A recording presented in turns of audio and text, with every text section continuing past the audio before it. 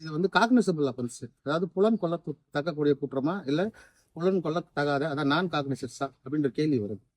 அப்படி பார்க்கும்போது என்ன பண்றாங்கன்னா, இவங்க ஸ்ட்ரைட்டா எதை பத்தியும் பாக்குறது இல்லை. இவங்களோட அந்த ஏரியா பேனல் அட்வொகேட் இவங்களை வச்சு 200 சிஆர்பிஸ்ல கம்ப்ளைண்ட் கொடுத்துட்றாங்க.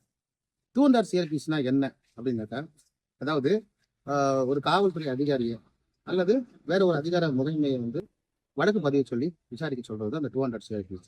இதில் அவங்க என்ன பண்றாங்கன்னா, இந்த மாதிரி வந்து ஒரு ப்ரேயர் புகார் கொடுக்குறது வச்சிங்களேன், இந்த ஸ்ட்ரைட்டாகவே வந்து இந்த நீதிமன்றங்களில் கொடுக்கலாம். இங்கே நம்ம திருவள்ளூர் கோர்ட்டில் பொறுத்த வரைக்கும் இந்த மேஜிஸ்ட்ரேட் கோர்ட் நிறைய ஜேஎம் சிஜேஎம் இருக்காங்க. இந்த சீஃப் ஜுடிஷியல் மேஜிஸ்ட்ரேட் அது கீழே இருக்க மேஜிஸ்ட்ரேட் கோர்ட்டில் இந்த மாதிரி புகார் தாக்கல் பண்ணிடுறாங்க.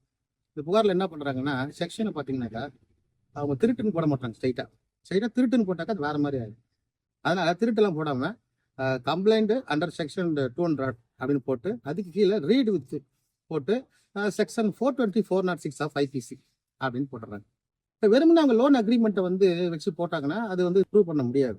பட் இவங்க என்ன சொல்றாங்க, அந்த கிளைண்ட்ல அந்த புகார்ல என்ன சொல்றாங்கன்னா, இவர் வந்து பொருளை என்கிட்ட வாங்கிட்டு இன்னார்கிட்ட முறைகேடாது வித்துட்டாரு, இப்போ பொசஷன் ஆஃப் ப்ராப்பர்ட்டி இவங்ககிட்ட இருக்கு, இந்த மாதிரி வந்து அக்ரிமெண்ட்டை வயலேட் பண்ணி இந்த மாதிரி ஒரு கிரிமினல் இன்டிமிடேஷன், அதாவது ஒரு குற்றச்செயலை செய்திருக்காரு இவரு.